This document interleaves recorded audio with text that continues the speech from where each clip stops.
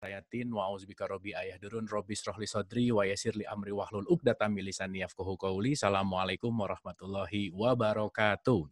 Salam sejahtera untuk kita semua sahabat Dialog Positif, Ibu dan Bapak yang dirahmati oleh Allah. Seperti biasa, Jumat gitu ya, hari di satu minggu Jumat tuh hari terakhir Dialog Positif gitu. Jadi ini kita akan ketemu Mas Sony seperti biasa. Kita akan berkolaborasi sama Inner Heart Talk. Jadi Mas Sony untuk diinformasikan ulang, Mas Sony udah jadi YouTuber sekarang gitu. Jadi tolong di-subscribe tuh YouTube Mas Sony sama saya, namanya Inner Heart Talk. Sekarang udah ada 880 subscriber dan kemarin kita baru syuting 2 episode baru dan nanti akan premiere di minggu depan. Dan hari ini live stream langsung di channelnya Inner Heart Talk. Alright, kalau begitu tanpa berpanjang lebar lagi kita akan sapa dulu Mas Sony. Mas Sony, apa kabar Mas? Baik, Assalamualaikum warahmatullahi wabarakatuh. Waalaikumsalam. Wih, seger banget malam hari ini Mas. Gimana, suara kedengeran nggak nih? Alright, suaranya loud and clear Mas Sony. Oke. Malam hari ini kita akan berbicara tentang segitiga sama kaki. Ini mau ngomongin tentang spiritual atau mau belajar matematik juga nggak tahu nih. Matematika kayaknya. Karena kemarin waktu aku nanya jadwal, Mas bahas apa ya? Udah segitiga sama kaki aja. Nah, tampaknya sangat menarik tentang segitiga sama kaki lagi. Oleh karena itu tidak berpanjang lebar lagi. Oke, Mas Sony, the stage is yours. Silakan, Mas Sony. Ya, terima kasih. Sekali lagi, Assalamualaikum warahmatullahi wabarakatuh. Salam sejahtera buat kita semua. Sahabat-sahabat saya dan Kang Abu ya. Saya lihat di sini ada beberapa yang saya kenal. Ini ada Pak Irwan, saya kenal. Pak Abi, ya kan. Halo, apa kabar? Nah, ya yang lain-lain juga ya, banyak banget di sini. Oke, malam ini kita mau bahas ini Kang Abu tentang segitiga sama kaki. Ini menarik ya, tapi mungkin saya bahasnya mungkin pertama kali dengan gini ya. Di dalam konsep agama itu kan kita mengenal ada konsep yang namanya hablum minallah ya. Oke. Atau hubungan dengan Allah gitu kan. Ada juga hablum minanas, hubungan dengan sesama kita, sesama manusia, sesama makhluk, sesama kita semua. Nah, jadi misalnya nih ya, ketika kita sholat, ketika kita berdoa, ketika kita puasa, ketika kita sedang beribadah, itu disebut sebagai hablum minallah, yaitu hubungan yang hanya saya dan Allah atau sangat spesial antara saya dan Allah gitu. Oke. Nah, lalu ketika kita misalnya sedang berdagang, sedang berusaha, berkomunikasi, berinteraksi dengan sesama gitu ya, itu kita sebut sebagai hablum minannas. Atau hubungan dengan atau hablum sesama makhluk ya, dengan sesama makhluk. Dan dalam konsep agama dua hal ini dipisahkan gitu. Nah, pemisahan ini kita akan bahas pada malam hari ini dengan topik judulnya segitiga sama kaki gitu. Oke. Nah, Soalnya banyak pertanyaan gini, Mas. Kadang-kadang ada orang tuh ngomongnya gini, oh orang ini tuh hablum minallahnya bagus nih katanya. iya, Tapi kenapa ya hablum minannasnya nggak bagus gitu loh, Mas? Iya benar. Ada orang yang kelihatannya kalau beribadah alim, lalu nanti ketika hubungan sama sesama udah pelit, sopan, kasar, katanya apa spiritual, tapi sama keluarga istri anak yang nggak dengan penuh kasih sayang, ini kan nggak nyambung ya. Ada negara yang dibilang negara Islam malah nggak Islami, ini kan nggak nyambung semuanya gitu. Oke, Mas. Wah, ternyata hablum minallah aja gitu. Segitiga sama kaki itu ternyata itu toh. Oke, Mas. Oke. Iya itu. Kita mau bahas itu. Oke. Jadi nggak nyambung antara hubungan kepada Tuhan sama sesama tuh nggak nyambung gitu. Nah, jadi saya ulangi lagi ya. Jadi kita ini dipisahin gitu. Jadi kalau kita doa atau itu kita beribadah gitu nganggapnya sebagai hablum minallah, hubungan dengan Tuhan. Nah, kalau kita berdoa hanya menganggap bahwa itu hubungan kita dengan Tuhan, maka kita tuh kecenderungannya tuh mendoakan diri sendiri gitu. Atau paling banter tuh, paling pol tuh mendoakan keluarga gitu. Kita tuh lupa mendoakan orang lain, mendoakan sesama manusia, mendoakan sesama makhluk yang lebih luas gitu. Jadi kita nganggap kalau ya kan orang lain juga punya hubungan hablum minallah sendiri, biarin aja dia sendiri berdoa kepada Tuhan. Atau kita nganggap kalau doain orang lain yang lebih luas, lebih banyak, lebih menyeluruh, beda-beda kelompok semua tuh kayaknya kita bagi-bagi rahmat Tuhan kepada semua orang, jadi nanti saya takutnya saya dapat lebih sedikit gitu kan. Kalau saya doain, ya boro-boro doain diri sendiri aja susah gitu kan, mau doain orang lain, jadi nanti dapatnya lebih sedikit lagi. Yang tadinya segini, saya bagi-bagi jadi tinggal kecil gitu. Atau mungkin ada orang yang berpendapat bahwa kalau saya mendoakan orang lain sih boleh, orang lain mendapat berkat, rahmat, kasih sayang Allah gitu ya. Tapi saya duluan loh kalau bisa. Yang lain belakangan aja dapatnya gitu kan. Jadi kalau bisa saya lebih banyak dapatnya dari yang lain gitu. Nah kayak gitu kan. Jadi kalau kita hanya berhubungan hanya kepada Tuhan aja, tanpa memikirkan orang lain ketika sholat, ketika puasa, ketika beribadah, ketika apapun terkoneksi kepada Tuhan, maka kita hanya untuk diri kita sendiri, kepentingan kita sendiri. Paling banyak juga kepentingan keluarga, doain bapak ibu, doain anak. Benar nggak doain tetangga boro-boro didoain gitu, ya kan? Nah padahal sejatinya secara hakikat tuh kita diutus Allah itu untuk menjadi rahmat bagi semesta kan? Atau dalam bahasa Arabnya tuh wama arsalnaka ila rahmatan lil alamin. Yes. Jadi kalau kita menganggap bahwa doa, sholat, ibadah itu hanya untuk kepentingan kita, itu sebenarnya hakikatnya tuh kita sedang membatasi hati kita. Dengan sendirinya kita tuh kalau membatasi hati kita, maka dengan sendirinya kita tuh sedang membatasi berkat rahmat dan kasih sayang Tuhan. Okay. Jadi ketika kita hanya berdoa hanya untuk diri kita, hanya untuk keluarga kita, hanya memikirkan kita dan kita selamat, kita masuk surga, kita apa, itu yang kita terima itu justru jadi terbatas gitu. Dan ingat bahwa segala keinginan termasuk mementingkan diri sendiri itu hanyalah membuat berkat, rahmat, dan kasih sayang Allah itu kita terimanya terbatas gitu. Okay. Nah, sikap hati yang berdoa atau berhubungan dengan Tuhan yang ya tadi berdoa, puasa, segala macam itu yang eksklusif seperti ini, itu sangat membatasi hati, sangat membatasi hubungan dengan Tuhan. Bahkan dalam beberapa hal itu menutup pintu.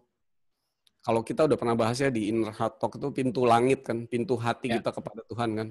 Bahasan Inner Heart Talk judulnya Bumi dan Langit. Bumi dan Langit, yes.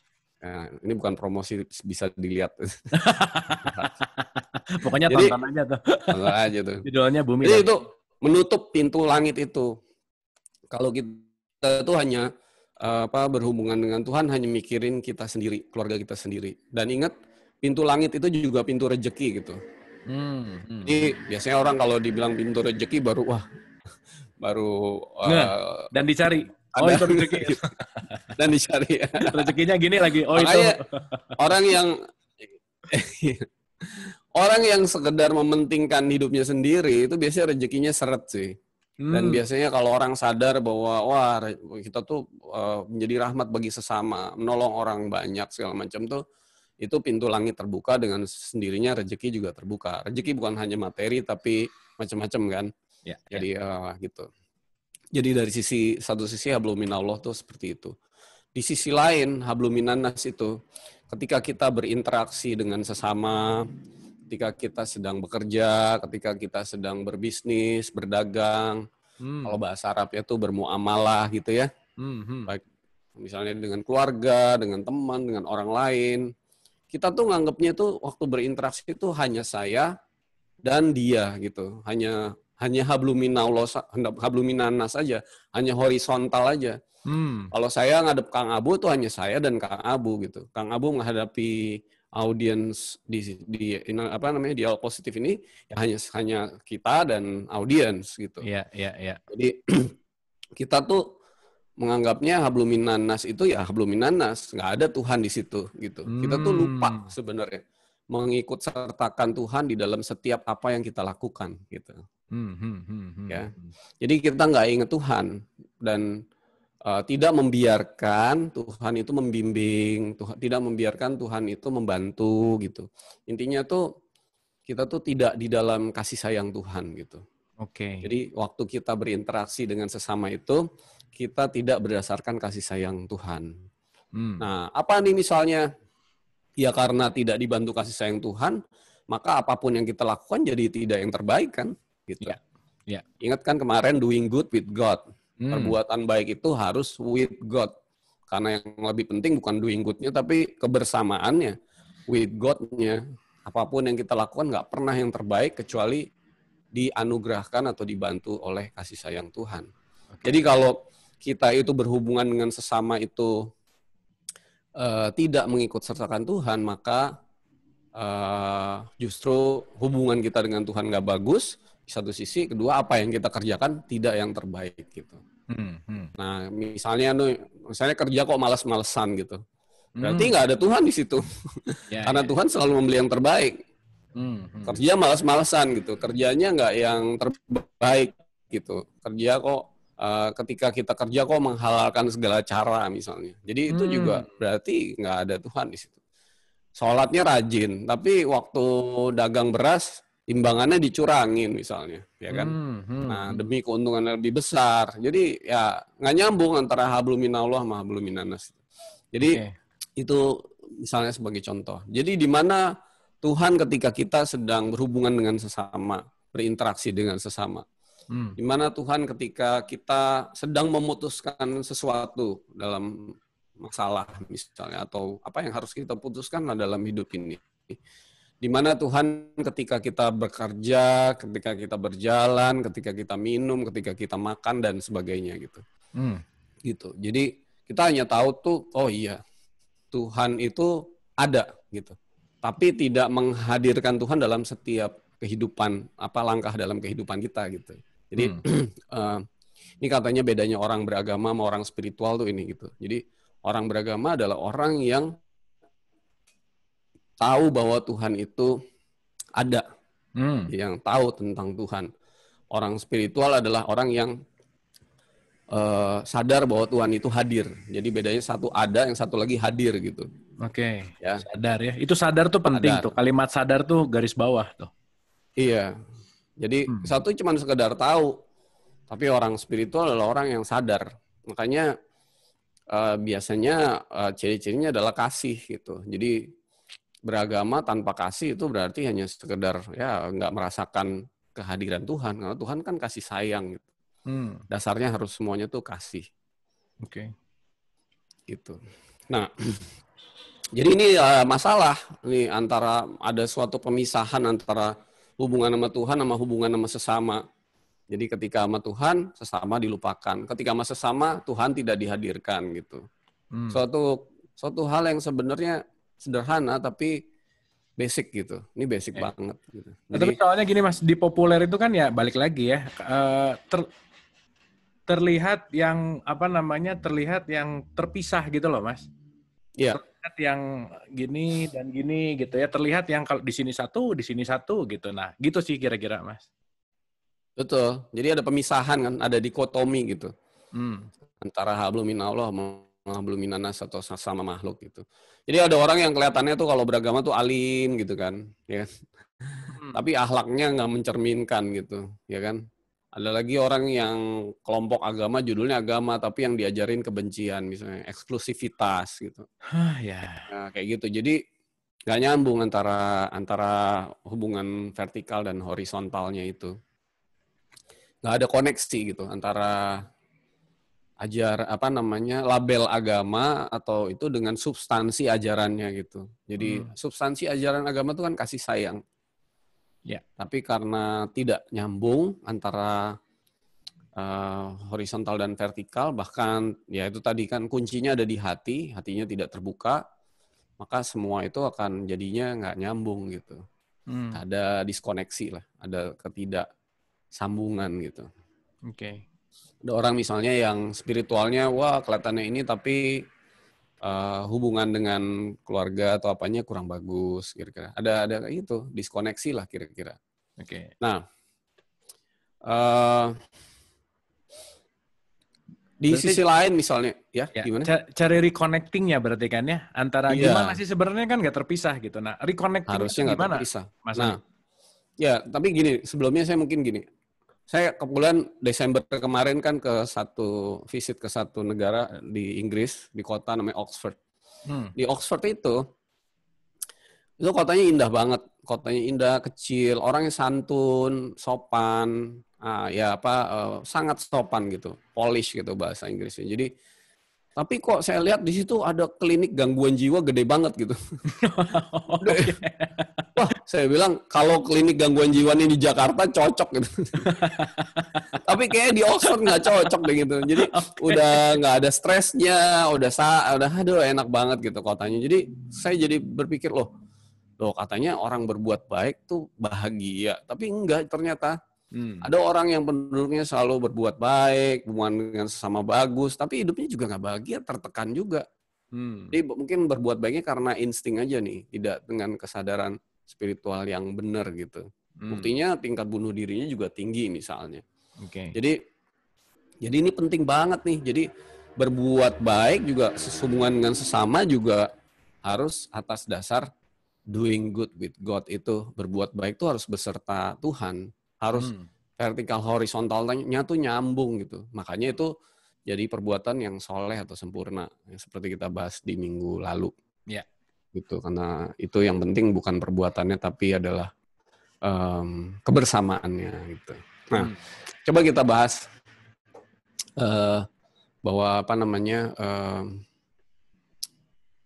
misalnya gini, kalau kita nih harusnya kalau itu nyambung antara hablum minallah hablum minannas itu ya, saya belum bahas segitiga dulu, tapi kalau misalnya nyambung, maka ketika kita tuh berdoa misalnya, atau ketika kita tuh sholat, atau ketika kita tuh beribadah tuh, seharusnya ya, kita tuh mendoakan semua manusia. Oke. Mendoakan seluruh makhluk Tuhan tanpa terkecuali. Jadi sholat kita itu, doa kita itu untuk semuanya gitu. Bukan hanya untuk diri kita sendiri. Nah, apalagi nanti kalau hatinya udah terbuka, udah mengarah terhubung kepada Tuhan, maka kita tuh nggak mementingkan diri kita sendiri dalam berdoa atau beribadah, tapi hanya untuk menjadi alat Tuhan bagi sesama makhluk gitu. Kita tuh ada bukan di pihak saya, tapi di pihak Tuhan untuk menjadi rahmat bagi semuanya. Jadi harusnya kan begitu ya, harusnya begitu. Atau misalnya misalnya ketika kita berinteraksi dengan sesama tuh, misalnya saya sedang bicara sama Kang Abu atau kepada teman-teman yang ada di sini. Harusnya saya bicara ini nggak sekedar bicara, tapi saya membuka hati dulu, memasrahkan segala-galanya, lalu terhubung dengan Tuhan dulu, memasrahkan hati saya dan diri saya kepada Tuhan, sehingga ketika saya berbicara, saya memohon bimbingan dan bantuan Tuhan untuk bicara. Jadi perkataan saya adalah apa yang hendak Tuhan sampaikan kepada kita semua. Jadi saya juga ikut belajar loh di sini. Bukan cuman yang mendengar yang belajar, tapi yang berbicara pun sedang belajar karena hanya dipakai aja untuk bicara. Jadi ketika kita bicara, kita sekaligus mendengar. Jadi makanya saya juga sering udah ngomong, ada YouTube segala macam, saya putar lagi 3-4 kali karena dari situ saya banyak dapat hal baru gitu. Yes. Dalam segala hal harusnya begitu. Jadi tidak memisahkan antara hablum minallah dan hablum minannas gitu. Oke. Gitu. Nah, berarti notes yang pertama tuh adalah nggak terpisah dulu aja pokoknya ya. Terpisah. Kita harus menyadari bahwa kehubungan antara ke atas horizontal dan vertikal tuh tidak terpisah gitu. Harusnya nggak terpisah. Berkaitan dengan tadi Mas, kalau aku mengambil statement Buddha tuh mengatakan kan selalu doanya semoga semua makhluk berbahagia gitu loh Mas. Iya. Doanya tuh seperti itu gitu. Nah itu kan berkaitan erat sekali dengan wama arsalnaka ila rahmatan lil alamin gitu ya intinya ya. Betul. Nah cuman ya balik lagi tuh si populer itu kadang-kadang ya mengklasifikasikan gitulah kira-kira. Dan mungkin malam hari ini kita harus clearkan bahwa tidak ada dikotomi antara horizontal dan vertikal karena itu semuanya adalah dalam satu kesatuan yang tidak terpisah gitulah kira-kira. Betul. Alright. Betul. Oke. Nah, ya semua itu kan ajaran agama semuanya begitu. Hanya masalahnya dipakai apa enggak dalam kesadaran sehari-hari gitu. Di Islam begitu, di Buddha gitu, di semua agama mengajarkan hal yang sama, menjadi rahmat bagi sesama. Oke, itu jadi poin pertama. Poin kedua tuh saya mau masuk lebih dalam lagi. Jadi menggabungkan antara hablum minallah dan hablum minannas itu adalah kesadaran bahwa semua yang di luar kita ya, hanyalah sarana untuk mendekatkan kita kepada Tuhan. Gitu. Hmm. Saya ulang lagi ya. Menggabungkan hablum minallah dan hablum minannas itu adalah kesadaran bahwa semua di luar saya, di luar diri kita nih, hanyalah sarana untuk mendekatkan kita, diri kita sejati kepada Tuhan. Gitu. Semuanya hanyalah sarana untuk memperbaiki. Karena semua yang di luar diri sejati kita itu tidak kekal. Jadi yang kekal adalah semua itu bersifat sementara, yang kekal adalah hubungan dengan Tuhan itu yang kekal. Gitu. Yes. Nah, jadi kita itu ada di dalam suatu sekolah gitu, di mana Tuhan memberikan fasilitas belajar. Belajarnya adalah tujuannya adalah untuk memperbaiki hubungan dengan Tuhan. Dan semua sarana pembelajaran ini adalah sementara dan fana. Buktinya nggak akan terus-menerus ada. Hanya untuk dipakai untuk menjadi sarana mendekatkan diri, memperbaiki hubungan dengan Tuhan. Hanya itu aja. Jadi bukan untuk selama-lamanya, bukan untuk melahirkan kemelekatan atau keterikatan, tetapi hanya untuk sarana. Gitu. Ya. Nah, jadi dengan kesadaran ini, maka kita begitu buka mata di pagi hari, apa yang kita lihat itu, kita buka mata, hanyalah sarana. Begitu kita melihat seseorang di depan kita, istri, anak, suami, cucu atau siapapun, mereka hanya sarana. Begitu kita melihat siapapun, minuman, makanan, materi atau apapun, ini semua hanya sarana. Sarana untuk apa? Untuk memperbaiki hubungan dengan Tuhan. Sehingga kalau kita itu ketika berhubungan dengan semua sarana ini tidak menghadirkan Tuhan, maka sarana ini jadi useless gitu. Jadi nggak bermakna. Gitu. Yes. Ya. Oke. Itu. Ya seperti Mas Sony bilang kemarin bahwa kualitas hubungan kita dengan sesama ini menggambarkan kualitas hubungan kita dengan Tuhan juga kan gitu. Betul. Kalau kita ngejelekin orang, kita membenci orang, ya itu yang terjadi antara relationship kita dengan Tuhan kan gitu ya Mas. Betul. Kita perlu sadar bahwa hubungan, kondisi dan situasi hubungan kita dengan sesama itu hanyalah refleksi hubungan dan kondisi kita kepada Tuhan. Yes. Nah, ketika kita membenci sesama atau sebel kepada sesama, berarti deep down inside kita tuh membenci dan sebel sama Tuhan. Oke. Ini harus digaris bawah nih Mas. Karena itu hanya sarana. Dan coba lihat 7 langkah di sesi kita sebelumnya, memasrahkan 7 langkah. Caranya adalah begitu ada yang jelek itu pasrahkan dengan 7 langkah gitu. Maka hubungan dengan Tuhan membaik gitu.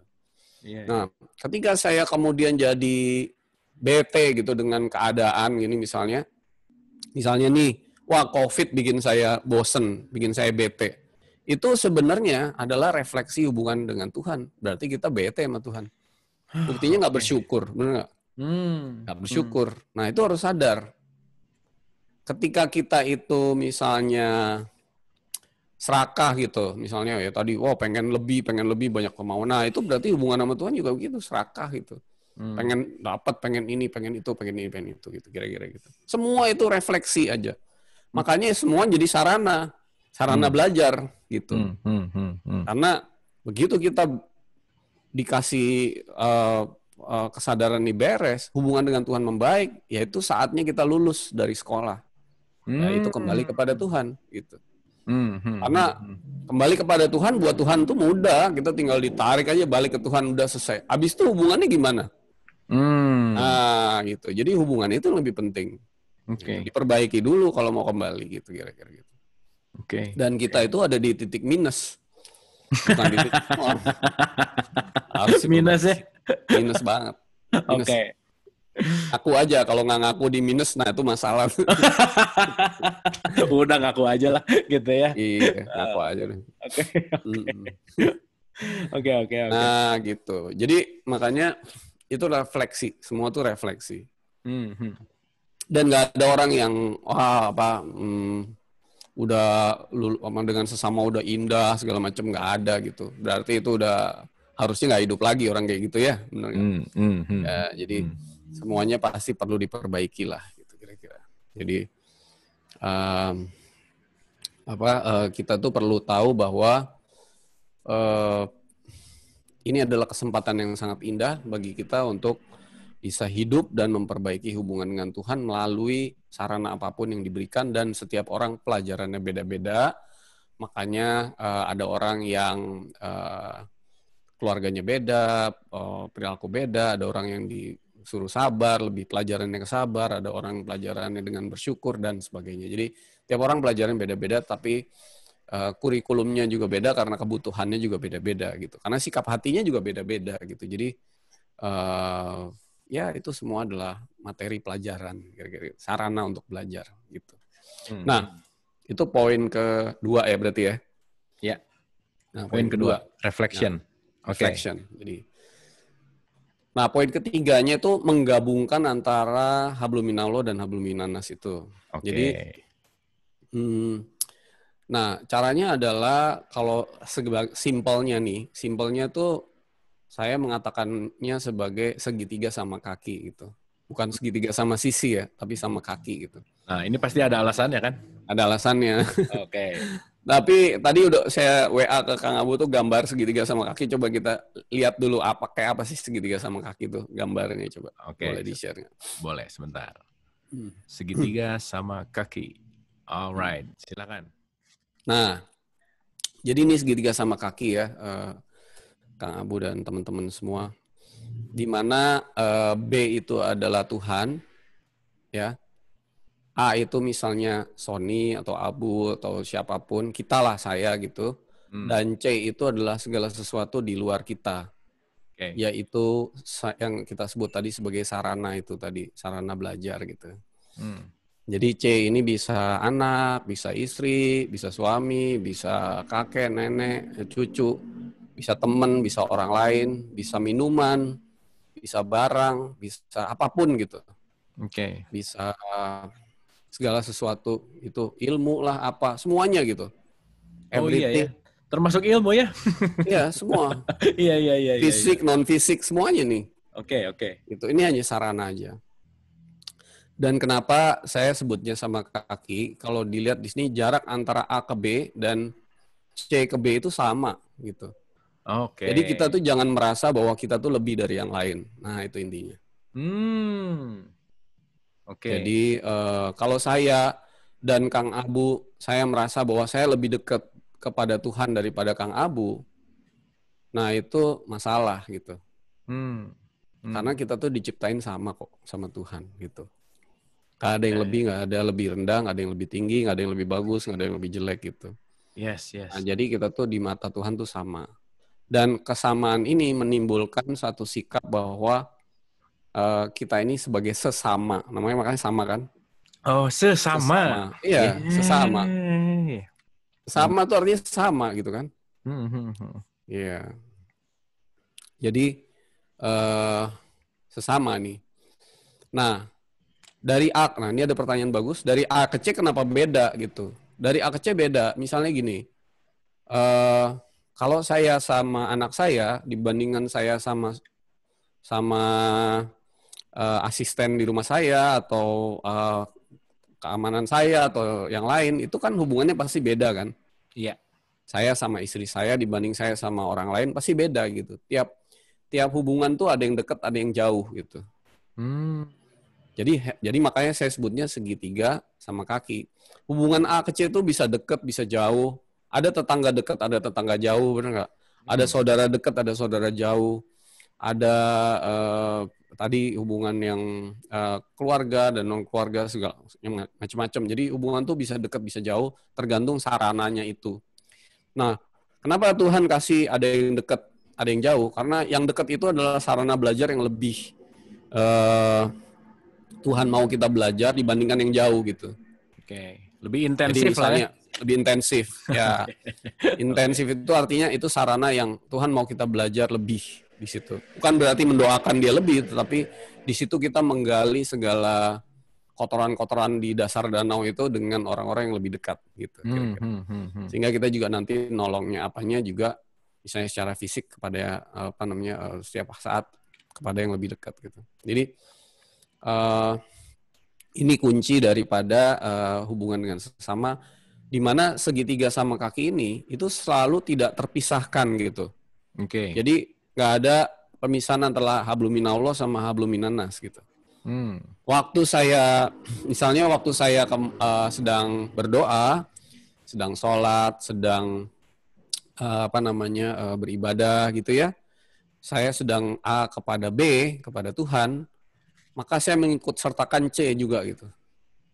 Yaitu saya mendoakan semua makhluk. Oke. Saya mendoakan semua manusia gitu. Bukan cuman yang kelompok saya aja, jadi bukan cuman sesama kelompok, agama atau apa, tapi seluruhnya gitu. Oke. Nah, ketika kita berdoa atau terhubung dengan Tuhan dengan sikap seperti ini, itu malahan pintu dari langit, pintu hati kita terbuka lebih luas. Gitu. Lebih luas. Dan apa yang kita dapat itu jauh lebih besar dibandingkan sekedar hanya A dan B saja gitu. Jadi kebuka semuanya. Kebuka luas sekali gitu. Nah, dan orang lain juga menerima manfaat gitu. Ya. Tapi kalau kita cuma A ke B saja, nah itu nggak akan terbuka luas gitu, kira-kira gitu. Oke, jadi B-nya itu tadi Allah, A-nya itu kita, C-nya itu sarana gitu ya Mas ya? Sarana, sesama manusia, sama makhluk. Semua aja ya? Semua. Dan selalu hubungannya tuh selalu seperti ini ya? Selalu seperti itu. Oke, ya ini rumus kunci banget sih sebenarnya. Bisa dibawa kemana-mana nih. Oh iya, makanya kalau kemana-mana jangan lupa segitiganya dibawa. Oke, segitiga dibawa. Jangan ditinggal di rumah. Oke. Coba tadi ke segitiga lagi deh, coba Oke. munculin lagi. Oke, sorry. Iya, silakan. Nah, kalau saya sedang berinteraksi dengan C, misalnya saya sama istri, anak, bapak, ibu, atau keluarga, teman, orang lain, segala macam, saya sedang berbicara, B-nya juga diikutsertakan kan. Jadi, kita berdoa kepada, misalnya nih, saya lagi bicara sama Kang Abu gitu ya. Saya sebelum bicara, saya terhubung dulu nggak sama Tuhan? Enaknya apa yang harus saya sampaikan ke Kang Abu ya gitu. Nah, lalu kita bertanya, terhubung kepada Tuhan, nanti kalau apalagi hati udah terbuka, udah bisa ya, itu kita bisa bertanya lalu bukannya apa yang mau saya sampaikan kepada Kang Abu, tapi Tuhan mau saya sampaikan apa ya ke Kang Abu gitu, mau nitip apa ya gitu. Wah, itu sih sering skip banget sih Mas, boro-boro. Sangat, iya. Karena kadang-kadang apa yang mau saya sampaikan itu bukan apa yang mau Tuhan sampaikan gitu. Oke. Dan kita mau-maunya sendiri, mah. Jadi ya itulah. Jadi Tuhan mau nyampein apa ya kepada Kang Abu. Lalu saya doakan Kang Abu, Tuhan semoga Kang Abu bisa menerima apa yang Tuhan mau sampaikan ini dengan hati yang terbuka, pikiran terbuka gitu, nggak pakai emosi gitu kira-kira. Nah lalu dengan begitu saya juga doain Kang Abu kan, Tuhan tolong bukalah hati Kang Abu lebih terbuka, lebih pikirannya terbuka. Ini bukan untuk menerima pesan saya tapi menerima pesan darimu. Lalu Tuhan buka hatinya Kang Abu nggak habis tuh kalau Kang Abunya dengar omongan saya. Iya. Lalu Kang Abu bisa terhubung ke Tuhan juga kan? Iya. Saya terhubung dengan B gitu. Oke. Nah, lalu kita ada di dalam segitiga itu. Apalagi kalau satu diskusi itu di dalam segitiga itu. Wah, iya. Di dalam loop tuh artinya apa? Loop tuh bahasa Indonesia apa? Di dalam loop itu terus gitu. Wah, itu luar biasa gitu. Di aliran lah ya, di perputaran. Di aliran itu. Betul. Gitu. Di frekuensi ya, ya mungkin ya sama di lah. Loop, di loop itulah, oke. Betul. Jadi itu enak banget itu kalau begitu. Oke. Saya dapat petunjuk dari Tuhan lewat Kang Abu dapat petunjuk Tuhan lewat saya. Dua-dua kita bisa lebih bagus hubungannya sama Tuhan. Tapi dua-dua kita sama di mata Tuhan. Nggak ada saya lebih tinggi dari Kang Abu atau Kang Abu lebih tinggi daripada saya, kira-kira gitu. Ini sih kalau banyak yang gini aman ya kayaknya. Tapi by the way Mas tadi tergelitik ketika Mas Andi mengatakan bahwa begitu mau ngomong tuh memasrahkan untuk apa sih yang Tuhan mau hendaki untuk saya berbicara. Itu ada kaitannya sama messenger nggak sih, Mas? Kalimat pembawa pesan gitu, pembawa berita gitu. Itu ada kaitannya nggak sih sebenarnya, Mas? Iya, jadi semua apa yang kita tadi kan kita sampaikan itu kan semua kan adalah sarana belajar kan untuk mendekatkan diri kepada Tuhan kan. Makanya ketika kita menyampaikan sesuatu, ya pesan Tuhan yang kita sampaikan. Pesan Tuhan tuh bukan cuman sekedar jadi orang apa, kita jadi tukang nasehat gitu, enggak gitu. Misalnya gini, ada orang yang mau pilih sekolah di mana gitu, ya. Lalu kita bilang, oh ya udah kita pasrahin dulu dah keinginan kita untuk pilih sekolah, misalnya ke anak gitu kan. Nah lalu Tuhan maunya sekolahnya dia yang di mana misalnya, A atau B, di tempat A di tempat B gitu. Nah lalu kita ajak dia diskusi. Kalau misalnya saya ke anak gitu ya misalnya, saya suruh kamu gini-gini enggak gitu. Lalu saya ajak bilang, nah kalau A gini, kalau B gini, coba hatimu gimana kalau A? Coba Tuhan buka hati dulu nih, memasrahkan semua keinginan. Nah A kayaknya lebih enak ya daripada B. Ya oke. Nah A lebih enak, kasih sayang Tuhan tunjukkan kepada kita semua. Nah A yang lebih enak. Nah udah. Tapi kayaknya nggak banyak nih orang tua kayak Mas Oni. Ya saya juga masih belajar. Kan biasanya pokoknya gini. By the way Mas, ini sedikit lagi belok aja sedikit gitu ya. Gimana sih caranya membedakan ini maunya Tuhan sama ini maunya yang saya sampaikan gitu? Ya awalnya kita harus berdoa dulu untuk memasrahkan mau kita. Itu harus ada doanya khusus. Jadi sebelum kita ini memasrahkan kemauan kita, harapan kita, kepentingan kita kepada Tuhan. Oke. Agar kehendak Tuhanlah yang terjadi pada diri kita. Itu doa begitu, simpel aja. Doa itu kan yang penting bukan ucapannya, tapi sikap hatinya kan. Ya mungkin Tuh, salah satunya dengan membuka hati dulu gitu ya. Sambil pasrah, relax, tenang gitu ya. Itu salah satunya kali ya. Betul. Oke. Nah, jadi kalau kita udah sadar bahwa semua itu hanyalah sarana, misalnya saya dikasih, nih kita coba aplikasi ya sekarang ya. Misalnya nih ada masalah gitu. Masalah itu kan hanya sarana kan untuk mendekatkan diri kepada Tuhan. Oke, itu sih yang harus selalu disadari gitu ya. Begitu ada sesuatu, sarana nih. Nah, sarana. itu harus diulang-ulang tuh kayaknya ya. Oke. Iya. Ini hanya sarana. Nah, jadi masalah ini untuk diapain supaya hubungan kita sama Tuhan lebih dekat, itu yang penting kan. Bukan dapat penyelesaiannya, bukan. Nah, itu kalau masalah harus selesai, itu dari awal kita udah terjebak di dalam itu. Nah, jadi kalau masalah itu harus diberikan di depan kita nih untuk sebagai sarana belajar, maka pertama kali masalah itu harus dipasrahkan dulu kepada Tuhan. Kan kita waktu itu ada sesi memasrahkan beban masalah kan. Bebannya dipasrahkan dulu. Lalu hatinya lebih lepas, lebih ringan, segala macam. Hatinya lebih lepas, terbuka. Nah, penyelesaiannya, doa kepada Tuhan untuk dapat penyelesaiannya, gimana caranya gitu. Jadi ini semua tuh hanya membuat kita lebih dekat aja sama Tuhan, lebih butuh Tuhan lah kira-kira gitu. Oke.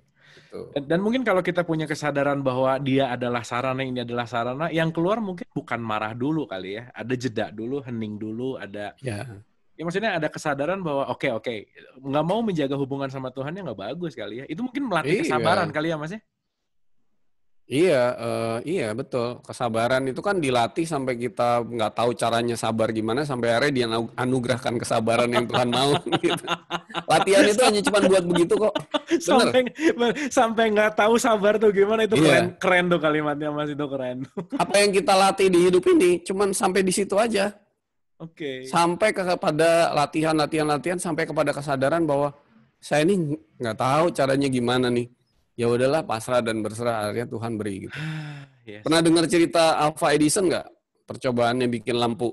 Yang 1000 itu? Boleh 1000 kali kan? Coba-coba dielaborasi. Ya, dia nih mencoba bikin lampu itu udah 1000 kali. Dan gagal terus. Sampai kepada kesadaran pasrah itu tadi kan. Akhirnya dia dibimbing sama Tuhan untuk bisa membuat lampu itu. Emang lampu itu pengetahuan yang dia terima sendiri. Semua ini kan dari Tuhan kan. Nggak ada ilmu pengetahuan yang dari kita sendiri, nggak ada. Jadi semua itu akhirnya kita latih dengan keras segala macam. Lama-lama kita lepas. Udah, gue nggak ngerti lagi deh gimana caranya. ya udah di titik itu baru kita Dapet pasrah ya. dan Tuhan bantu. Iya. Spiritual juga gitu.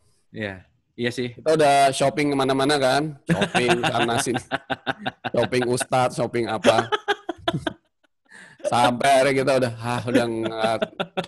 nggak jelas nih. Akhirnya kita udah deh pasrah berserah kepada Tuhan. Iya, benar. Tuhan bantu semua kebuka hatinya gitu. Ini nggak cocok, itu nggak cocok, udah begitu selesai baru deh bisa. Oke. Jadi ada penyakit misalnya. Tadi masalah ada penyakit itu kan cuma sarana untuk membuat kita sama Tuhan lebih dekat. Jadi penyakit itu akan berlalu kok, nggak akan selamanya gitu. Tapi hubungan sama Tuhan kan selamanya gitu. Jadi santai-santai aja, sabar-sabar aja kalau ada penyakit gitu. Gitu. Ada macam-macam ya, hubungan sama keluarga, teman, orang lain, sama materi, semua tuh sarana aja. Gitu, kira-kira gitu. Nah, jadi kalau kita tuh udah sadar bahwa setiap saat itu pakai segitiga itu, berhubung sama Tuhan dan sesama itu yang dinamakan as-sholatun daimun gitu. Jadi sholat setiap saat. Ya. Ada kan di Al-Quran kan surat 70 ayat 22 ya. Ya, 22. As-sholatun daimun, setiap saat dia melakukan sholat yang artinya terhubung kepada Tuhan setiap saat gitu. Ya. Nah, itu yang saya mau sampaikan di dalam kesempatan ini. Jadi hidup kita hanya sarana dan hidup ini pun hanya sarana loh. Jadi bukan cuma apa yang di dalam hidup. Nah, tapi hidup ini pun hanya sarana. Gitu ya kan. Kehidupan ini pun hanya sarana. Tuhan nyiptain semua alam semesta segala macam ini udah sangat gede, sangat complicated, itu semuanya sarana. Itu semua nanti akan binasa. Iya. Itu hanya memperbaiki hubungan kita dengan Tuhan aja. Jadi ketika hidup kita ini sudah bisa menggunakan semua sarana dengan baik, memasrahkan segala sesuatu kepada Tuhan, sampai kepada kesadaran kita tuh butuh Tuhan setiap saat, maka suatu saat nanti kita tuh tidak memerlukan sarana lagi, ya, tidak memerlukan sarana lagi, karena hubungan kita dengan Tuhan itu sudah seperti apa yang Tuhan kehendaki. Gitu. Nah, ini penting nih. Oke. Wah, jadi saya ulang lagi ya. Dalam nih. Oke. Diulang lagi Mas, boleh Mas. Ketika hidup ini bisa menggunakan semuanya sebagai sarana, artinya kemana-mana membawa segitiga sama kaki itu, jangan ditinggal kemanapun kita berada. Misalnya gini, minum aja, itu minum air putih itu hanya sarana. Jadi begitu minum, kita bersyukur. Hubungan kita sama Tuhan lebih dekat. Minuman itu hanya sarana. Lalu nanti kita makan, makanan hanya sarana. Apapun hanya sarana, kita bisa menggunakan itu setiap saat. Hubungan kita tuh dengan Tuhan sudah seperti apa yang Tuhan kehendaki, maka semua sarana itu udah nggak diperlukan lagi. Nah itu saatnya ketika, kalau ini saya bilang hidup itu school of life atau sekolah kehidupan, maka itulah saatnya kita lulus dari kehidupan itu dan kembali kepada Tuhan dengan seutuhnya untuk selama-lamanya, karena hubungan kita dengan Tuhan sudah seperti apa yang Tuhan kehendaki gitu. Oke. Nah, ini ada langsung menarik nih Mas. Kalau misalnya kita punya masalah terkait katakanlah C sebagai orang yang benci ke A. Jadi si C tadi benci ke A tuh. Apakah kita harus menyertakan C dalam doa kita ke B katanya Mas? Oh iya. Nah, gini. Mendoakan orang yang dicintai dibanding mendoakan orang yang dibenci, kira-kira lebih lepas mana? Hubungan kepada Tuhan lebih membaik yang mana? Yang dibenci lah. Ya iya. Kenapa kita benci kepada C? Berarti itu refleksi kita lagi benci sama siapa? Oke, ya udah, ujungnya ke situ lagi ya. Iya. Jadi ketika A benci kepada C, dia tidak mau mendoakan C, itu refleksi dia sedang benci kepada si B gitu. Oke. Ya balik lagi, ketika membenci kan berarti hubungan sama Tuhan nggak baik, maka ketika memaafkan berarti itu sama dengan reconnecting atau ya melepaskan tadi ya relationship jadi lebih bagus gitu ya kira-kira. Betul. Nah pertanyaannya sekarang, lebih penting mana hubungan dengan C apa ke B gitu. Oke. Kalau lebih penting B ya maafkan aja C, doakan C. Seperti doakan kita kepada orang yang kita cintai atau kasihi gitu. Tapi kan Emang ini populer kan gini, Mas. teorinya gampang, lakuinnya susah ya. Ya, makanya aku tadi bilang populernya tuh, waduh, memaafkan tuh. Kenapa ya, Mas? Ya, memaafkan susah tuh kenapa ya? Oh iya, karena itu refleksi hubungan sama Tuhan. Jadi memaafkan itu susah karena kita tuh di dalam maafkan ada kotoran. Kotoran itu kita genggam erat-erat gitu karena ada apa ya hubungan sama Tuhan yang nggak bagus. Saya belum bisa jelasin lebih dalam lagi, tapi itu aja dulu sampai di sini. Hubungan sama Tuhan nggak bagus. Tapi di dalam itu ada sebab lagi sih sebenarnya. Nanti lah kapan-kapan ya. Ya, lapisan-lapisannya panjang gitu ya. Iya. Oke. So, ada 3 poin. Ada poin tambahan kah, Mas Ani? Tadi kalau aku recap, satu, bahwa horizontal dan vertikal itu tidak pernah terpisah. Itu poin penting nomor 1 gitu ya. Jadi kalau kita sering mengatakan bahwa orang ini hubungan hablum minallahnya bagus, tapi hablum minannasnya nggak bagus gitu. Dan kita harus sadari bahwa justru ketika hablum minannasnya nggak bagus, relationship sama hablum minallahnya juga pasti itu adalah yang kedua. Tadi adalah refleksi gitu. Refleksi, ya. Dua-duanya saling merefleksi. Jadi tadi horizontal dan vertikal, yang kedua adalah saling merefleksikan, dan yang ketiga adalah sarana. Segitiga sama kaki itu adalah di atas adalah Allah, di sisi satunya adalah self kita, di luar diri kita adalah semuanya hanya sarana. Jadi apapun yang kita lihat, peristiwa apapun yang kita lihat, siapapun yang datang ke kita setiap hari, maka penting sekali untuk menyadari bahwa itu hanyalah sarana untuk mendekatkan, untuk bisa mengikatkan lagi atau membuat relationship yang lebih baik kepada Tuhan. Itulah kira-kira. Itu kurang lebih poinnya gitu, Mas, malam hari ini. Betul, dan tadi poin terakhir tuh ketika A dan B hubungannya sudah seperti yang B kehendaki atau Tuhan kehendaki, maka C itu udah tidak diperlukan lagi. Nah, gitu. Jadi selama kita masih hidup tuh berarti hubungan A ke B-nya masih belum bagus, sehingga kita perlu C untuk memperbaiki hubungan dengan B. Justru memang butuh ya, Mas. Itu yang harus kita sadar. Butuh. Kita butuh orang yang membenci kita butuh orang yang ngebully kita, quote and quote ya. Butuh di sini artinya tanpa mereka semua, ya balik lagi seperti kayak di Quran tuh mengatakan begini, Mas. Allah beserta orang yang sabar, kan gitu? Iya. Nah, kondisi sabar adalah kondisi ketika kita sedang nggak enak, udah pasti gitu. Perlu sabar tuh nggak enak gitu. Berarti ketika nggak enak itu hadir, ya seperti Mas Odi bilang bahwa itu adalah sarana yang kita butuhkan untuk mendekatkan kepada Tuhan gitu ya, kira-kira ya. Iya, cuman salahnya adalah begitu ada kata-kata Allah beserta orang yang sabar, kita jadi latihan untuk jadi orang sabar. Oke. Latihan terus sampai akhirnya kita udah nggak bisa sabar, harus beserta Allah baru sabar, kan gitu. Iya. Karena kesabaran itu dianugerahkan, bukan dilatih. Betul. Oke. By the way, ini ada kaitan sama dendam nih, ada satu yang masuk. Memaafkan dengan dendam beda nggak katanya, Mas? Maksudnya memaafkan dan dendam.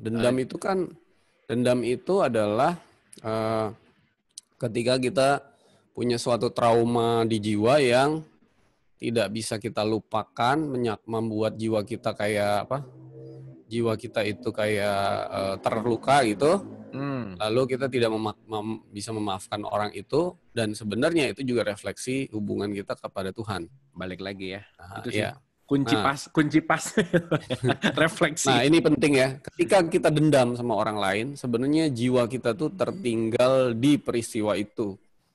Jadi jiwa yang kita bawa di dalam kehidupan saat ini, di sini saat ini, itu tidak utuh karena ada jiwa yang tertinggal. Makanya harus dimaafkan orang itu. Jadi untuk bisa hubungan itu dengan baik. Gitu. Hubungan itu menjadi membaik. Namanya juga sarana ya. Jadi ini ada kalimat, ada statement keren nih. Wah, jelek banget nih. Dulu kalau C itu dianggap sebagai cobaan yang sering membuat kita bertanya kenapa ketemu C. Justru dia didatangkan sarana untuk merefleksikan. Wah, itu kalau ngelihat itu sebagai sarana, ya mungkin akan merubah perspektif terhadap orang yang kita benci sih sebenarnya. Itu sih poinnya. Iya, betul. Oke. Oke, Mas Sony, kalau gitu Simpel kan, segitiga sama kaki ini simpel banget. simpel ngomongnya, Mas. Jadi saya bikin simpel aja. Karena kalau kita udah inget segitiga sama kaki, Iya, bawa iya. kemana-mana, Eh, we have to be alert. We have have to to be be alert. sadar, Iya, iya. conscious bahwa, kamu ini hanya sarana kok. Ngapain gue marah sama lu? Ah, Ngapain gue jadi emosi? Ya, hmm, hmm. emosi itu jangan ditahan lah. Tapi kita kan ada belajar 7 langkah kan. Eh, Emosi itu harus disadari, dikenali, disyukuri, lalu dilepas kan gitu. hmm. Ngapain gue jadi tapi karena ketemu orang nyebelin ini, dia sarana emosi saya keluar. Dep. Nah, emosi saya marah saya keluar. Nah, ini marah nih namanya. Nah, ini marah nih. Ini marah. Saya bersyukur dulu sama kamu karena kamu marah saya ini keluar dari dalam diri saya kan. Dari dasar danau itu keluar naik ke atas. Nah, saya pasrahkan kepada Tuhan. Iya, ya benar Itu. ya. Jadi lebih Jadi sadar ya. ABC itu selalu tadi loop inside the loop gitu, nggak pernah keluar dari loop gitu. Iya, iya. Cuman ini ada statement menarik juga. Nyuekin sama memaafkan gimana tuh, Mas? Mending dicuekin biar rilis gitu. Bisa diartikan memaafkan nggak katanya, Mas? Gimana nih? Cuekin itu orang yang spiritualnya masih playgroup ya kalau di TK ya. Ketemu orang yang nyebelin dia pergi dan cuekin daripada ikut marah mendingan gue pergi nggak apa-apa. Nah itu playgroup lah. Oke. Tapi kalau udah mulai dalam, jangan ditinggal. Itu sarana, itu kesempatan indah kan? Iya. Kesempatan indah. Jangan ditinggalin gitu. Kesempatan indah. Nah, Kesempatan jadi indah. begitu besok ada pasangan kita yang lagi marah-marah, kita pandang Sarana wajahnya bahwa ini segitiga. adalah segitiga. Ini adalah bukan cinta segitiga ya. Tapi. Cinta segitiga. Oh, itu beda cerita, Mas. Iya. Ini cuma segitiga aja. Oke. Kamu tuh ya, kamu sebagai C. Kamu bentar lagi juga nggak ada di dalam pandangan saya kan? Kan nggak setiap saat kita pandangin terus. Tapi kesempatan ketika kita ketemu kamu, ada di depan mata saya. Kesempatan segitiga. Nah, pakai itu kesempatannya. Oke. Dan semua C itu akan berlalu. Semua C itu akan berlalu. Semuanya berlalu gitu. Benar. Nggak ada yang abadi. Cuma nunggu waktu ya, Mas ya? Iya, jangan jadi kemelekatan. Iya. Nah, kita tuh kadang-kadang salah begitu ketemu C, wah kita sayang, kita melekat malah gitu. Udah melekat sama C, lupa sama B gitu kan? Iya, benar. Melekat ke C, lupa. Kehilangan C nih. Lalu sedih, lalu frustasi, lalu macam-macam kan? Malah hubungan sama B nggak bagus gitu. Jadi C bukan jadi sarana mendekatkan diri kepada Tuhan, malah menjauhkan gitu. Benar nggak? Yes. Kita pakainya sebaliknya tuh. Iya. Dan itu sih sebaliknya tuh emang populer. Sebaliknya tuh emang ya balik lagi ya. Segala sesuatu yang terbalik itu memang kebanyakan pasti. Oke. Sahabat Dialog Positif dan Inner Heart Talk yang ada di YouTube. Boleh tepuk tangan dulu dong buat Mas Sony malam hari ini tuh simpel ngomongin segitiga gitu ya, tapi ini so deep. Oke. Seperti biasa, kita tanya jawab dulu boleh Mas Sony? Oh boleh. Boleh ya, karena saya rasa poin-poinnya oke banget nih, udah sangat dan praktikal gitu. Ini simple, praktikal dan ya balik lagi ya. Ini bisa kita lakukan di daily basis gitu, di daily life. Iya, dari buka mata pagi hari sampai tutup mata malam hari, semua yang kita lihat cuman C aja gitu. Semua yang kita lihat cuman C. Nah, semua yang kita lihat cuman C. Nah, itu tolong diulang-ulang ya. Oke, ada yang mau tanya langsung raise hand atau langsung di chat juga boleh. Pertanyaan kita diskusi, mau langsung ngobrol boleh, mau langsung lewat chat juga boleh. Dipersilahkan untuk semua yang mau tanya. Yang di YouTube juga kalau mau tanya boleh ya. Yang menyaksikan di YouTube juga yang mau tanya boleh. Ya? Ada di YouTube juga kita. Alright, kita langsung ke Ibu Neni. Silakan Bu Neni. Ya, terima kasih Mas Sony. Itu tadi. Ya, Ibu nggak kelihatan wajahnya. Habis kalau kelihatan wajah langsung lelet. Okay. Oh ya, kan geng daster soalnya, geng daster. Silakan. Terkait dengan hubungan itu tadi, misalnya dengan C, seseorang benci kita dan kita tahu misalnya persoalannya, kita tahu kalau kita balikkan itu akan sangat menyakitkan karena itu fakta seolah kesalahan ada di dia. Nah, untuk itu tadi saya bilang, kalau itu kita cuekin, mungkin itu lebih enak dan kita relatif sebenarnya memaafkan. Ya memang masih TK ya, tapi daripada itu kalau kita paparkan, itu akan membuat dia makin down. So, sebaiknya apakah kita harus mengatakan saya maafkan kamu? Oh ya. Itu bisa jadi proud, dia akan lebih terpukul. Nah, bagaimana caranya? Tapi di balik itu juga hal itu menyakitkan bagi katakanlah A. Nah, ini bagaimana itu? Kayaknya A-nya ibu nih, pengalaman pribadi nih. Terserang aja ya. Iya. Enggak, ini pertanyaan titipan biasanya titipan. Oke, silakan Mas. Ya, jadi menarik gini, nih, menarik. Karena ini kan praktikal ya, praktikal sekali. Ya. Oh iya, halo Ibu, kelihatan Ya, wajahnya. Jadi gini, kita ini hidup di dunia ini bukan untuk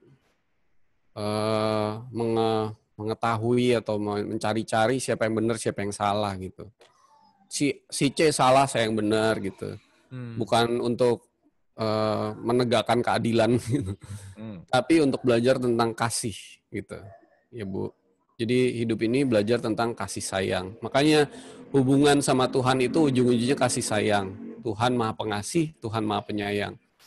Kita kalau mau mendekatkan diri kepada Tuhan harus ditanamkan oleh Tuhan sifat kasih sayang. Bukan yang dilatih, tapi yang dianugerahkan. Nah, ciri-ciri atau bagian penting dari kasih sayang itu memaafkan. Gitu. Jadi kalau kita ingin hubungan sama Tuhan baik, maka harus memaafkan. Nah, memaafkan ini memang sulit, dan tadi dilatih untuk memaafkan juga nggak bisa. Jadi memaafkan yang terbaik adalah ketika dibantu kasih sayang Tuhan untuk memaafkan. Jadi kita mengandalkan kasih sayang Tuhan untuk memaafkan orang lain, sehingga kita bisa dibantu kasih sayang Tuhan dan memaafkan dengan setuntas-tuntasnya gitu. Itu yang pertama. Yang kedua adalah hubungan kita dengan Tuhan, hubungan A dengan B itu tidak dipengaruhi oleh C harusnya. Jadi kalau sampai C-nya tidak memaafkan kita, nggak ada urusan. Jadi tidak terpengaruh hubungan A dan B. Hubungan sama A dan B itu spesial, C itu hanya sarana. Sarana itu tidak harus mempengaruhi loh. Yes, setuju. Tapi harus dipergunakan. Nah itu dua hal yang penting. Dipergunakan. Iya, jangan C mempengaruhi A dan B. Jadi kalau misalnya C-nya itu tidak memaafkan, kalau ketika kita bilang memaafkan, kita mengatakan kepada C, kamu sudah saya maafkan, C-nya jadi nggak bagus, ya nggak usah disebut lah. Kata-kata itu nggak usah disebut. Yang penting kita memaafkan gitu kepada C itu di hadapan Tuhan gitu. Nggak usah orangnya kalau ditelepon misalnya telepon aja nggak jawab atau mungkin hubungan juga udah nggak ada, ya kita kalau bisa telepon kita hubungi. Tapi kalau misalnya nggak bisa ya udah, yang penting kita sudah memaafkan, dibantu sayang Tuhan di dalam kasih sayang Tuhan dalam hati gitu. Gitu. Jadi yang pertama itu, yang kedua itu. Jadi ada 2 poin dari pertanyaan Bu Neni itu. Jadi jangan ditinggalin ya Bu, jangan dicuekin. Kalau dicuekin itu artinya miss a golden opportunity to enhance your relationship with our God gitu, with Allah gitu. Oke. Gitu. Oke. Ya. Terima kasih Mas Sony, jawabannya keren. Ibu Neni semoga bisa menjawab ya. Mudah-mudahan semuanya jadi good relationship sama semuanya, segitiga sama kakinya terjalin dengan lebih baik lagi gitu. Ya. Oke, sekarang kita ke Ibu Winnie Sumantri, Bunda Winnie. Silakan Bun. Ya, terima kasih. Assalamualaikum Mas Sony. Waalaikumsalam. Salam. Ya, saya mau menanyakan apakah ada hubungannya atau hanya dengan Allah atau hanya kebetulan aja gitu. Pengalaman misalnya kita lagi jalan di mall mengingat seseorang, tahu-tahu ketemu. Satu lagi saya juga pernah menginginkan sesuatu, tahu-tahu datang itu makanan atau apa gitu loh. Dan atau mengingat seseorang terus dia telepon gitu. Ini hanya soal kebetulan atau gimana ya Mas Sony? Oke. Jadi ada terkoneksi gitu ya Bun ya? Oke, sip. Sebentar ya, saya mute dulu.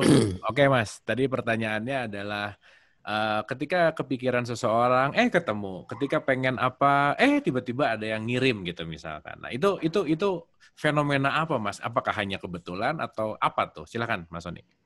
Jadi di dunia ini, di sekolah kehidupan ini nggak ada yang kebetulan gitu. Semua itu ada hubungannya, ada keterkaitannya, ada maksudnya gitu. Oke. Tapi kalau saya bahas ini ya jadi panjang karena saya harus bahas nggak cuma di hidup ini tapi hidup-hidup yang ya sebelumnya kira-kira gitu. Nanti kapan-kapan lah kita bahas. Oke. Yang kedua adalah ada kalau di Al-Quran tuh ada namanya semua tuh udah tertulis di Lauhul Mahfuz. Jadi jalan hidup, jalan pelajaran semuanya itu ketemu siapa dengan ini, lalu apa pelajaran yang harus dipelajari, lalu hikmah apa yang harus kita dapat. Kita belum bahas tentang ilmu dan hikmah ya, nanti di Inner Heart Talk nanti akan saya bahas tuh ilmu apa, hikmah itu apa. Jadi hikmah apa yang harus didapat, pelajaran apa yang harus didapat, semua itu udah ada jalannya. Jadi udah ada, makanya kalau ibu kebetulan ada perasaan gitu berarti Tuhan tunjukkan ke hati gitu. Nah kalau yang sesuai kehendak Tuhan ya, tapi ada juga pikiran-pikiran yang nggak sesuai kehendak Tuhan kan, meskipun kita tahu tapi nggak cocok gitu kira-kira. Nah tapi yang cocok-cocok itu yang membuat hubungan kita sama Tuhan lebih baik tuh bisa diberitahukan sebelumnya gitu. Nah itu udah ada jalannya, udah ada garisnya itu. Nah kita tuh sebenarnya hidup tinggal menjalani garis itu aja, jangan keluar garis gitu. Nah garis itu namanya Lauhul Mahfuz, sudah tertulis semuanya gitu, sebenarnya gitu. Tapi kalau saya discuss tentang Lauhul Mahfuz bisa sampai jam 12 malam kapan lah ya. Oke, nanti kita tagih nih janjinya ya. Apa itu loyal? Tapi by the way, apapun itu semuanya adalah interaksi yang sudah diskenariokan gitu. Karena sudah ada skenario betul. Kalau kita bicara ke surat 3190 kan Allah juga selalu mengatakan tidak ada yang sia-sia gitu karena semuanya sudah dalam skenario yang sangat indah sebetulnya. Gitu. Disyukuri aja Bun, pengen McD ada yang kirim, pengen ada yang kirim, ya disyukuri aja ya, nggak usah dipikirin ini kenapa begini. Iya. Oke, thank you. Oke, kita ke Pak Suroyo. Oke, Pak Suroyo, silahkan Pak. Pak Suroyo. Baik, terima kasih. Assalamualaikum warahmatullahi wabarakatuh. Waalaikumsalam, Pak Suroyo, apa kabar? Baik, alhamdulillah, terima kasih support-supportnya. Mas Sony, aku nanya nih terkait tadi dengan masalah sarana nih. Iya, Pak. Satu, saya sih bersyukur, alhamdulillah, saya bisa ketemu Mas Sony, Kang Abu ya, artinya itu mungkin nanti pertanyaan menjawab mengenai takdir juga ya, gitu ya. Jadi, sekarang kalau saya nih dulu dikasih kesenangan, saya nggak berpikir itu adalah suatu sarana, kasih kenikmatan kerjaan enak, uang ada, kelemahan itu bukan sebagai sarana, itu sebagai seolah-olah itu adalah hadiah saya yang rajin ibadah gitu Mas. Nah, rajin ibadah ya Pak, jadi dikasih gitu ya. Jadi hadiahnya itu kayak gitu kan. Oke. Kan kalau saya dikasih ketidakenakan, aduh tiba-tiba kok ada masalah, nggak punya uang, kan wah ini baru saya pikir ini sarana untuk minta, tapi masih waktu kita minta aja kepada Allah gitu kan, belum menyadari bahwa itu sebagai sarana untuk berdiam diri pada Tuhan, untuk hadirkan Tuhan Allah gitu kan. Nah sekarang kalau misalnya orang nih, misalnya adik saya dulu nih, kalau Allah nggak menjalankan saya ke sini, itu gimana caranya saya bisa sadar ya bahwa itu adalah suatu sarana gitu kan. Terus apakah jadi karena saya dulu nggak sadar, maka dari suatu kenikmatan Allah kasih pain, kasih hurt, bahkan suffering, sehingga akhirnya itu menjadi satu sarana untuk menyadari dan bersyukur. Oke. Jadi akhirnya sebenarnya semua itu apakah berupa ujian, takdir atau sebab akibat sih begitu kan? Terus kalau itu mungkin nggak penting juga ya bagi saya, mungkin itu sebab akibat mungkin dari past life segala macam. Tapi mungkin udah hanya next to know aja. Yang have to know akhirnya sekarang hari ini saya menyadari nih, setelah saya banyak kaji dengan Kang Abu, Mas Sony ya, dengan sakitnya saya, kemudian Mas Sony ngasih pemahaman itu sebagai sarana saja gitu. Alhamdulillah hari ini saya bersyukur karena kaki saya sakit, kemudian sudah sempat membaik, kemudian saya lupa itu anggap sebagai main hadiah gitu, mainan gitu, lupa dengan yang ngasihnya. Akhirnya tuh saya sampai kaki cengklak lagi. Baru hari ini tadi saya bersyukur, ya Allah, alhamdulillah saya bisa ikut RBA lansia kayak begitu maksudnya. Jadi wah, luar biasa. Oke. Jadi maksud saya kadang-kadang, bukan kadang-kadang, ada pengen bantu teman gitu, tapi dia nggak bisa sadar juga gitu gimana caranya membantu teman gitu. Untuk tahu bahwa itu adalah satu sarana gitu pokoknya. Saat dia sarana gitu, tahu dia saat susah sarana, gampang ngasih taunya gitu. Terima kasih Kang. Oke, terima kasih Pak Suroyo. Ini dalam nih pertanyaannya. Silakan Mas Soni. Iya, jadi ketika kita belajar spiritual, itu selalu ada di dalam hati kita, pikiran kita tuh memikirkan orang lain gitu. Gimana ya kalau orang lain nggak bisa dapet, gimana kalau anak saya, istri saya gitu. Gimana ya kalau teman saya, gimana gitu. Jadi, nah sementara dirinya sendiri nggak terlibat gitu, nggak ikut. Nah, jadi gini, itu penyakit spiritual ya. Penyakit spiritual tuh mesti kita sadari bahwa di dalam diri kita tuh ada yang nolak. Cara penolakannya tuh adalah berpikir tentang orang lain. Ntar orang lain gimana, ntar gini gimana, bapak saya gimana, ini gimana. Jadi harusnya spiritual tuh dimulai dari diri sendiri. Oke. Ya, jadi dari diri sendiri aja dulu. Ketika nanti bapak itu bisa, Pak Suroyo atau teman-teman yang lain bisa jadi yang bisa terbuka hatinya. Terbuka itu nggak cuman ini, bisa terbuka luas gitu ya, lalu berdoa kepada Tuhan untuk mendoakan segala sesamanya lebih luas lagi. Hatinya, kalau ciri-ciri orang hati terbuka luas tuh kan mendoakan kepada orang yang lebih luas gitu. Jadi begitu hatinya udah lebih luas, Tuhan pakai dia untuk bisa memberikan rahmat kepada orang yang lebih luas kan gitu. Nah, jadi mulai aja dulu dari diri kita sendiri gitu. Jadi kalau hati kita itu begitu, maka Tuhan menjadikan kita sebagai alat buat membantu sesama kita gitu. Ini bisa fisik dan non fisik. Jadi kalau fisik terbatas, non fisik bisa lebih luas, tidak terbatas. Nah, tadi kalau kayak tadi kesadaran Bapak bahwa semua itu udah sarana itu udah bagus, kayak kaki. Cuman sarana kan. Kalau udah hidup ini udah selesai waktunya kan kita juga nggak butuh kaki kan. Kaki itu hanya sarana kok. Tapi ketika Bapak dikasih kaki penyakit seperti itu bisa menjadikan itu sebagai sarana. Wah, itu hubungan Bapak sama Tuhan jauh membaik dan itu lebih penting dari sekedar sembuh gitu. Oke. Ya udah, gitu aja. Itu tuh penting banget tuh. Oke. Thank you gitu. Mas Soni. Mudah-mudahan bisa menjawab Mas Suroyo. Jadi kita tenang aja Pak Suroyo, santai ya. Santai, kan rumusnya cuma SSP, santai, senyum pasrah. Gampang. Udah. Ya, spiritual tuh gampang kok, kita yang bikin susahnya. Kita yang bikin susah, benar. Nah, kalau Pak Suroyo tadi udah dengar mengenai topik ini tentang segitiga sama kaki, Bapak bisa bawa ini ke teman-temannya. Gampang kan, segitiga sama kaki. Udah, simple. Cara jelasinnya terserah gitu, tapi bawa aja nih kemana-mana gitu. Udah. Oke, thank you Mas. Ini memudahkan sekali untuk menganalogikan hablum minanas hablum minallah yang praktikal gitu ya. Iya. Oke, kita ke Lucky Chan. Coba silahkan, ini raise hand, silahkan. Ada pertanyaan langsung kah? Oke, boleh di-unmute. Oh, kayaknya kepencet nih ya. Oke. Kalau gitu kita ke Mas Bimo Dewanto. Mas Bimo, silahkan.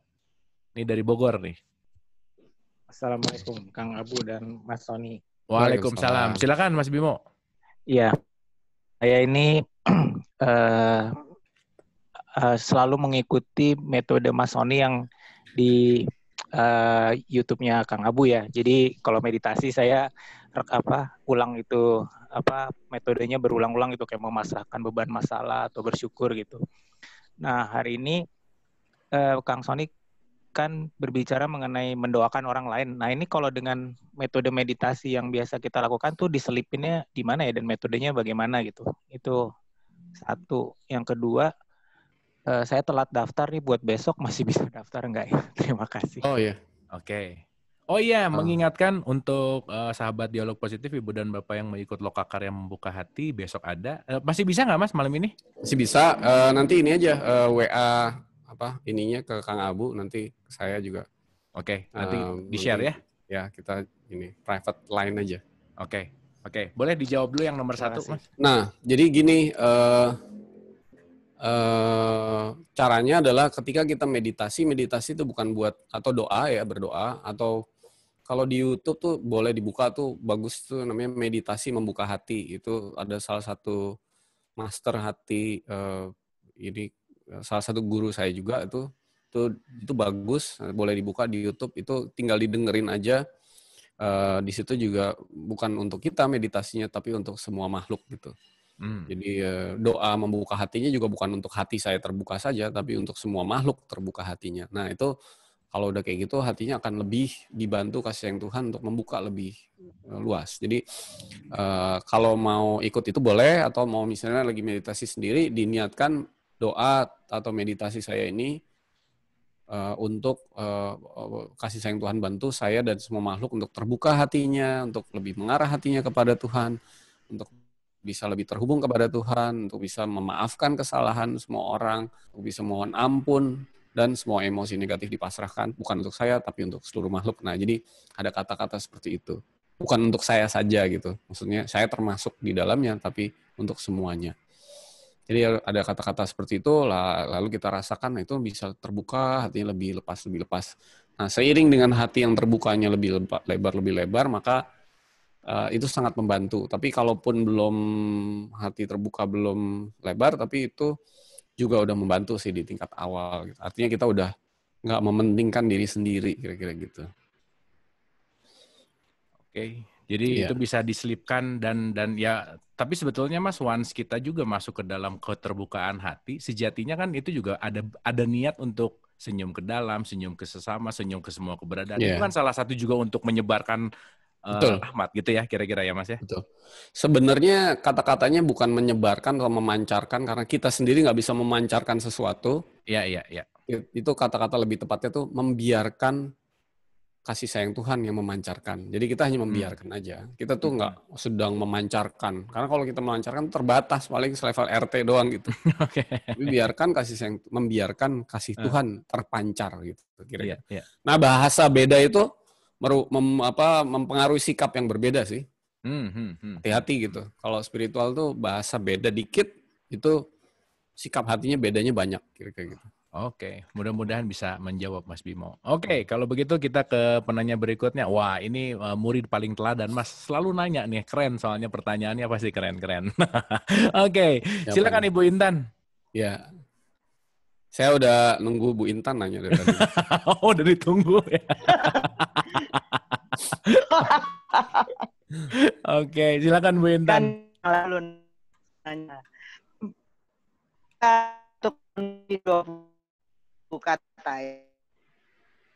Bentar Bu, itu tadi agak putus-putus.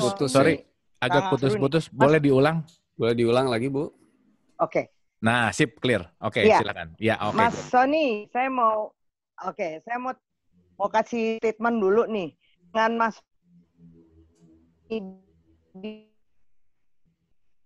Bentar, suaranya nggak jelas. Mungkin nggak usah pakai gambar kali Kang Abu ya? Iya, sebentar ya. Saya coba ya. Ada orang maki-maki. Bentar, Bu Intan. Ini halo? Nah, udah. Baik, bagus loh. Tadi putus-putus, Bu Intan. Halo? Nah. Oke. Bagaimana? Oke, jadi kalau saya melihat orang yang marah, saya jadi judgement sekarang, Mas Sony. Kalau melihat orang, suka maki-maki orang gitu kan, jadi judgement dia. Waduh, hubungannya dia nggak baik sama Tuhan gitu kan. Padahal dia orang agamis begitu. Nah, jadi judgement. Tapi pertanyaan saya bukan itu sih. Masalahnya ini, dulu saya mengerti Allah itu Maha Pengasih dan Maha Penyayang dan Maha Adil, ya. Tapi kok ada orang miskin buntung lagi, ya kan? Ada orang kaya luar biasa hidupnya senang gitu. Nah, setelah saya mengetahui bahwa manusia itu punya blueprint, bahwa kita hidup di dalam blueprint itu yang tadi ini, makanya saya lebih lega. Makanya saya percaya dengan kita dihidupkan, dimatikan lagi, dihidupkan lagi, yaitu adanya karma, adanya past life. Jadi hidup kita tidak sekali terus langsung akhirat gitu. Kan Mas Sony kan udah di sana nih ya. Tolong dong dielaborate. Terima kasih. Oke, udah di mana Bu? Ngomong-ngomong. Ya. Udah nyampe Di gitu rumah, ya. di Udah rumah. tahu lah. Udah tahu lah. Udah Di tahu ya. rumah. Oke. Ini pertanyaannya simpel tapi menusuk nih. Iya, menusuk. Bu Intan yang selalu membuat pertanyaan sangat hidup dan sangat keren banget. Oke, silakan Mas. Iya, jadi hidup ini semua ada kaitannya satu sama lain. Tuhan itu tidak pernah memberikan hal yang buruk, keburukan itu nggak pernah. Jadi semua yang buruk yang kita alami di dalam hidup ini akibat perbuatan kita sendiri. Itu yang perlu disadari. Segala yang Tuhan berikan itu hanya yang terbaik, terindah, dan sempurna. Nah, jadi kalau ada yang buruk, kayak tadi orang hidup kakinya buntung, hidupnya miskin, lalu dari kecil aja udah lahirnya di kerdus, di bawah jembatan, itu bukan dari Tuhan, itu akibat perbuatannya sendiri gitu. Nah, dan tiap orang karena punya perbuatan yang buruk sebelumnya, maka pasti semua orang juga mengalami apa yang keburukan itu, tapi kadarnya beda-beda gitu. Jadi cuman masalahnya kalau saya bahas tentang hidup seperti sebelumnya ini jadinya jadi kontroversial karena mungkin Bapak Ibu sekalian nggak harus dialamin gitu. Ini harus dialamin. Nah, nanti perjalanan spiritual tuh harus mengalami ini sebenarnya. Cuman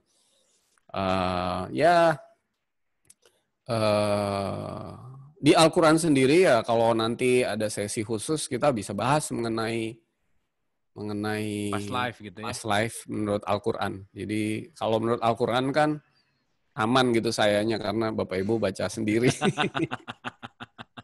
Aman. Nanti saya disangka mengada-ada lagi kan. Wah, tapi kalau saya bahasnya pakai ayat Quran, nah Bapak Ibu akan ngerasa, oh iya benar di kitab suci kan. Nah, cuma masalahnya ini sesuatu yang asing bagi kita semua karena kitab suci itu sudah tidak dibahas secara esensi gitu kan. Jadi makanya Nabi Muhammad mengatakan orang Islam itu sekarang asing terhadap agamanya, nanti di akhir zaman akan tetap menjadi asing terhadap ajarannya juga kan. Jadi artinya banyak sekali substansi, esensi di dalam kitab suci itu yang kita jadi asing. Salah satunya mengenai pembahasan mengenai hidup masa lalu ini. Kita selalu mengatakan hidup itu sekali, mati sekali. Padahal itu kalau di Quran bukan begitu gitu. Jadi panjang ceritanya. Ya ceritanya panjang tuh. Nah,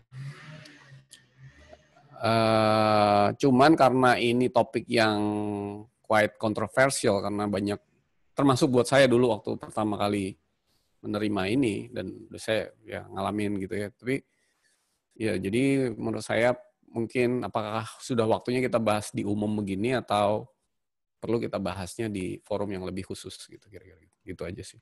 Nanti kita bikin forum khusus kalau Bu Intan mau ikutan boleh join. Nah, forumnya cuma bertiga. Saya, Mas Sony, Bu Intan udah.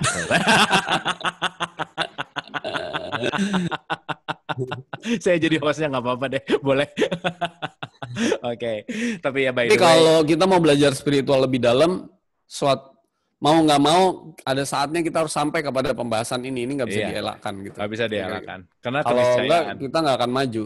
Oke. Nanti kita bikin special case aja gitu ya, special case yang kalau mau ikut boleh join ya. Kalau belum siap ya nggak usah juga. Kayak apa? Kayak saya dulu ntar. Saya dulu tuh di Bajai dikasih mesin Land Cruiser gitu. Jadi oleng. Dikasih mesin Land Cruiser. Tapi emang sih Mas, ya jujur juga ya waktu sedikit experience begitu. Oh gitu, emang sih. Di awalnya emang gemeter juga sih, tapi ya udah gitu ya. Tuh tanya-tanya sama abu-abu udah ngalamin tuh. Enggak, justru Mas, yang paling aku beruntung kalau Bu Intan nanya, nggak pernah nanyanya ke saya Mas. Itu oh iya. Abu bukan cuma ngerti, dia udah ngalamin tuh. Tanya Abu aja. Oke. Setuju nih, ini ada yang bilang oke, kalau yang setujunya lebih dari 100 orang kita bikin deh. Kalau di bawah 100 tapi orang. Jangan di-publish lah gitu. Jangan di-publish. Alright, terima kasih. Aman jadi hostnya, benar Mas. Aman. Oke, Mas Sony, ini mungkin pertanyaan terakhir untuk sesi indah sekali malam hari ini ya. Jadi simpel gitu ya, tapi dapat esensinya. Tapi itulah menariknya ketika kita berbicara spiritual ya, sahabat dialog positif Ibu dan Bapak. kata-katanya tuh setiap katanya tuh punya makna yang jadi melepaskan sesuatu kita kepada satu kesadaran yang lebih dalam gitu. Topiknya simpel tapi praktikal gitu, dan itu yang kita butuhkan gitu ya. Itu yang kita butuhkan, bukan teorinya banyak. Tapi ya itu tadi, itu yang kita butuhkan. Oke, ini pertanyaan terakhir Mas Sony, dan ini mungkin perlu di karena ini adalah everyday life juga, pertanyaan yang populer juga. Mas Sony, saya sudah memaafkan orang-orang yang menyakiti hati saya, udah dimaafin ceritanya. Saya tidak ingat atau merasa dendam atau tidak merasa ada beban di hati saya. Cuman saya nggak pengen ketemu lagi tuh sama orang-orang itu. Gitu. Apakah itu artinya saya belum memaafkan? Silakan Mas Sony. Menurut Abu gimana?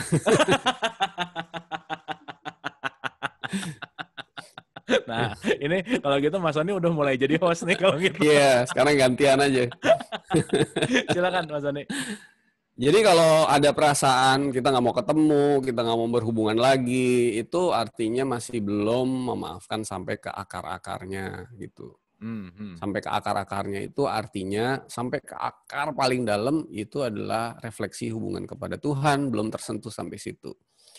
Artinya gini, misalnya saya sudah memaafkan, tapi tidak mau mendoakan. Nah, jadi kan tadi, nih saya waktu tadi ya, berdoa tadi pertanyaannya Mas Bimo tadi ya, berdoa kepada semua makhluk, seluruhnya, semua manusia. Lalu kita bilang kepada Tuhan, ya Tuhan, semoga semua makhluk, seluruh manusia terbuka hatinya, bisa diangkat emosi negatifnya, kecuali si itu gitu kan. Yang tadi nggak mau ketemu itu jangan, yang itu jangan tuh. Itu jangan ya Tuhan, itu biarin aja tuh mah gitu. Jadi, nah itu kan jadi gitu kan, benar nggak? Iya. Nah, jadi artinya gini, makanya kalau bisa mau sampai ke akar-akarnya itu memaafkan itu harus pakai segitiga juga gitu. Jangan memaafkan sendiri. Jadi kalau kata-katanya saya sudah memaafkan, berarti saya yang sedang memaafkan. Dari A ke C. B-nya mana? Gitu. Makanya memaafkan itu juga nggak bisa kalau tidak dibantu oleh kasih sayang Tuhan. Jadi pasrahkan semuanya, biarkan kasih sayang Tuhan bantu kita memaafkan si C ini sampai semuanya itu menyentuh sampai ke akar-akarnya, sampai kita bisa mendoakan dia gitu. Jadi ya itu sampai di situ. Memang sih kelihatannya it's so human gitu. Kita tuh udah disakitin orang tapi sebenarnya kita itu kan makhluk yang human, tapi kita juga makhluk spiritual loh. Yang bisa dibantu oleh kasih sayang Tuhan untuk berbuat sesuatu sesuai kehendak Tuhan. Kehendak Tuhan adalah memaafkan tuh sampai tuntas. Gitu. Jangan sampai ada yang tersisa gitu. Kira-kira gitu. Overall kita semua sadari bahwa mau dimaafkan, mau nggak dimaafkan, mau tetap apa dan lain-lain, sarana gitu. Sarana intinya. So, jadikanlah sarana itu sesuatu hal yang indah untuk mengembalikan kita kepada Tuhan seutuh-utuhnya gitu. Karena itu tadi Mas Sony bilang bahwa itu adalah grand prize gitu. Itu adalah hal yang susah memang ya. Ketika kebayang kita benci orang ini, sekarang difahami dan disadari untuk dibalikin gitu ya. Si hal-hal yang gimana ya? Hal-hal yang justru malah kebalikannya ya. Itu Kang Abu bedanya orang yang zulumati ilan nur. Zulumati itu artinya gelap. Oke. Dalam kegelapan dan dalam cahaya. Orang yang dalam kegelapan tadi masih sikapnya seperti itu. Wah, ini orang gue sebel banget, benci banget. Nggak ada segitiganya sama sekali, doain sendiri. Tapi begitu dia sudah di dalam cahaya, menghadapi hal yang sama itu dengan sikap yang sangat berbeda. Itu namanya zulumati ilan nur. Jadi juga ini kita dalam cahaya atau dalam kegelapan, nah itu bisa kelihatan. Kan gini juga Mas, ini juga sekalian ya private nih. Ya gimana kalau kita ngedoain orang yang bersalah sama kita gitu, yang tidak baik gitu dengan apapun, semoga dibalas dengan yang setimpal gitu Mas. Ya kita nggak usah intervensi Allah, mau ngebalas setimpal mau enggak ya, semuanya juga ya udahlah ya. Apalagi itu orang dibalas setimpal kan. Lalu ada lagi orang yang namanya mubahalah atau apa ya itu, yang kita berdua cari kebenaran. Kalau saya yang salah, moga-moga saya dan 7 turunan saya dibalas. Waduh, kayak nantangin Tuhan gitu. Aduh. Kacau. Iya. Ya udahlah. Semua orang punya caranya sendiri, semua orang Iya, punya nggak kesadarannya sendiri, semua Ya. orang. Jadi kalau ada yang orang-orang yang kayak gitu itu termasuk semua makhluk yang harus kita doakan. Iya benar. Iya, sarana. Iya. Sumpah pocong tuh katanya. Sumpah. Ada sumpah pocong sih. Oke, wah seru ya malam hari ini, tapi waktu juga yang sudah tahu. Pak Sarjono boleh? Oke, Pak Sarjono silakan. Oh iya, Pak Sarjono. Monggo, Pak. Saya dengar saya karena Bu ya. Bisa jelas Pak Sarjono, monggo. Buat Pak malam, Sarjono Kak ini Bu. Pak Sarjono ini dari lahir udah jadi Sarjono loh nih. Masuk ke sekolah. Silakan Gimana, Pak. Malam Mas Sony. Ya, malam Pak Sarjono. Ini kembali ke tadi yang awal. Ada dikatakan bahwa ada yang ketiga gitu, sama Tuhan. Nah, saya sudah kecil itu dulu waktu belajar ngaji, grup Arab itu sama ustadz saya itu, jangan sendirian ya kalau kamu ngaji. Gitu. Jadi kalau saya sendiri, kamu bersama setan. Gitu. Itu sampai terbawa terus. Jadi kalau ada sendirian nanti pasti salah. Karena kamu didampingi sama setan. Setelah dengar ini, kembali, wah kalau gitu, saya ini jadi sok tahu gitu ya. Setelah membaca di ada ayat, kalau engkau berbicara dengan 4 orang, berempat, kelimanya adalah aku. Ya. Nah, karena yang masuk ke otak saya itu saya sendiri, ada yang kedua setan. Jadi ada kita berempat, wah yang kelima setan gitu. Sedangkan di situ kalau engkau berempat, ada yang kelima. Berarti pemikiran saya kan, wah itu setan berarti ya. Nah dari segitiga ini kan berarti sebenarnya Tuhan kan itu. Iya. Dengan itu kan jadi membuat saya ini dulu tahu dari Ustadz, tapi ternyata kok jadi sok tahu nih jadinya. Pura-pura. Jadi sok tahu, jadi baru sekarang ini. Nah, itu. Terus yang kedua, kalau boleh saya mau nanya, tadi ada sholat bihim daimun. Nah, sholat daim, ya betul. Sholatun daim. Sholat daim, ya. Pernah saya baca itu, di salah satu wali itu ada 3 sholat.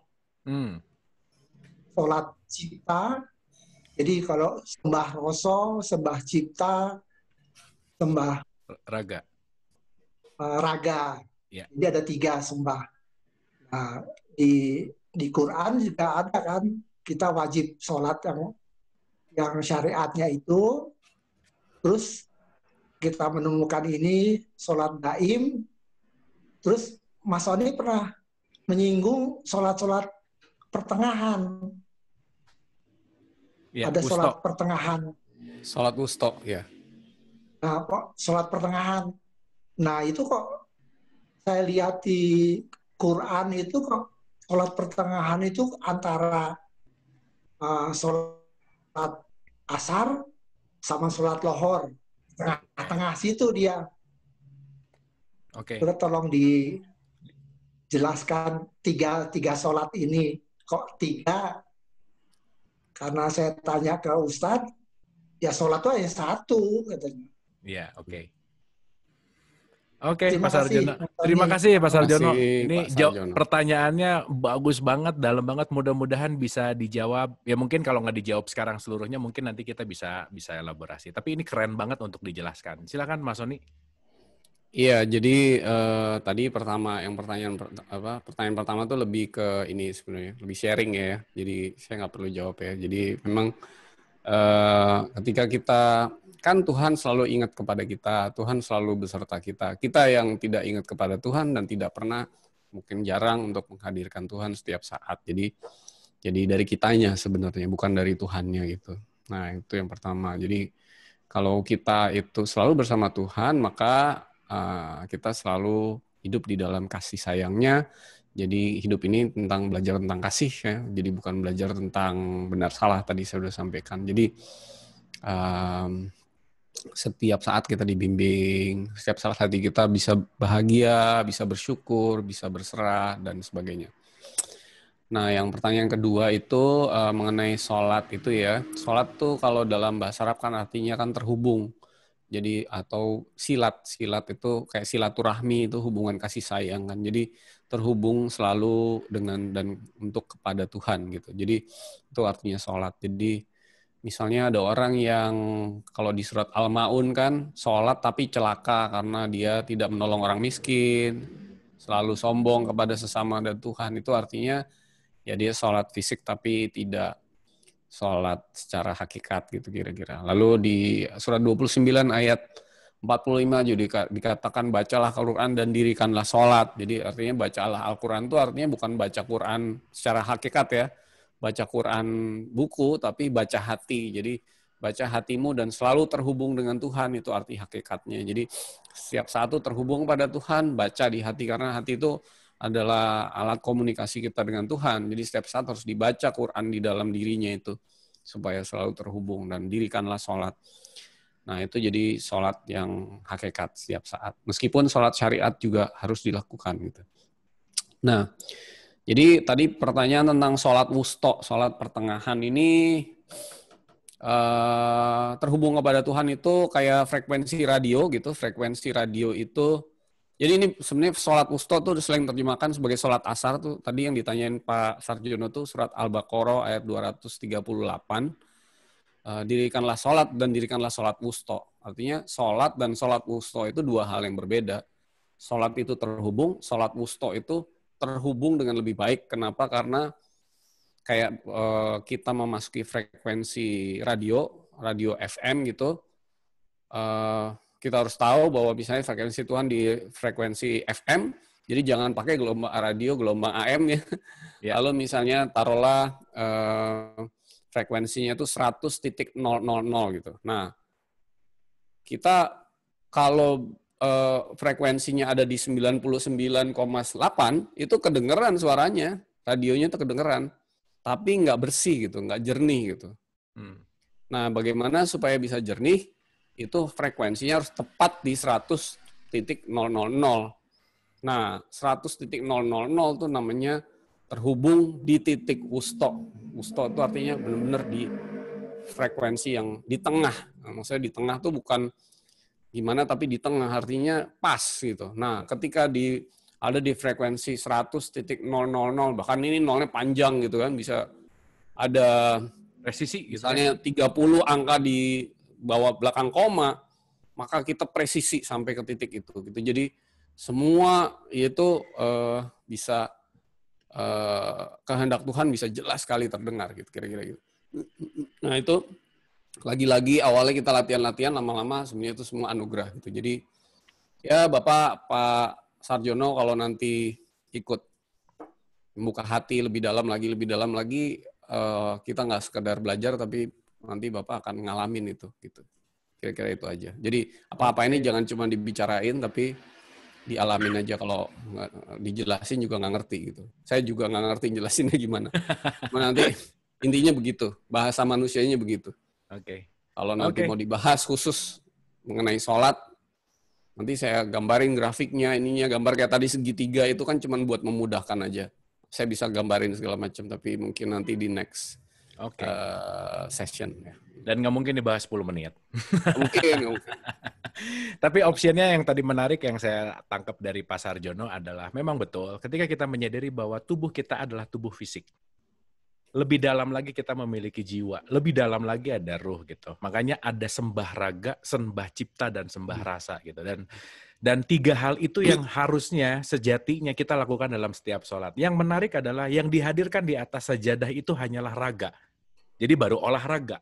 Makanya kadang-kadang begitu, Allahu Akbar, ini rokaat 2, rokaat 3. Nah berarti jiwanya nggak kemana-mana tuh, pikirannya kemana-mana gitu. Tidak hadir utuh, sadar penuh, karena sholat sejati itu adalah sudah tidak ada di depan, sudah tidak ada di belakang pikiran kita, tapi di sini saat ini beserta Tuhan seutuh-utuhnya. Gitulah kira-kira Pak Sarjono. Nah nanti insya Allah kita akan mengelaborasi sholat ini dengan penamaan yang wusto, penamaan yang daimun, penamaan sholat fardu, sholat sunnah. Kita kadang-kadang disibukkan dengan terminologi, tapi kehilangan esensinya. Gitulah kira-kira. Mudah-mudahan nanti Mas Sony banyak yang harus ditagih nanti ya. Tadi banyak nih yang harus kita bahas ya ternyata. Nah itu tadi yang Abu sampaikan itu, Kang Abu sampaikan itu tadi kan ada garis begini, ada masa depan, masa lalu, dan di sini dan saat ini di titik tengah kan gitu. Ya. Itu salah satu bagian dari wusto itu, yaitu adalah right here and right now, di titik itu. Jadi kalau terhubung sama Tuhan harus right here and right now. Pikiran jangan kemana-mana. Tapi itu baru satu dimensi. Ada banyak banget dimensi lainnya untuk bisa jadi wusto. Jadi nggak mungkin kita tuh bisa latihan aja gitu.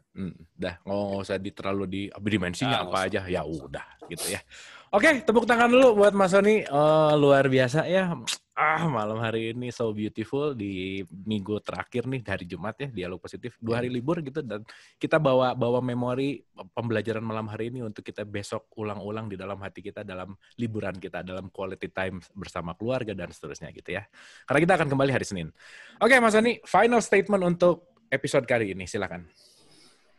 Oh ya, jadi kalau kita bisa ulang lagi, tadi ada beberapa poin. Poin pertama itu adalah bahwa kita jangan memisahkan antara hubungan dengan Tuhan dan hubungan dengan sesama, karena atau sesama itu bukan cuma sesama manusia, tetapi sesama makhluk, karena Tuhan menghadirkan kita di dalam hidup ini, di dalam sekolah ini adalah untuk menjadikan semua hal yang di luar kita itu sebagai sarana pembelajaran untuk memperbaiki hubungan dengan Tuhan.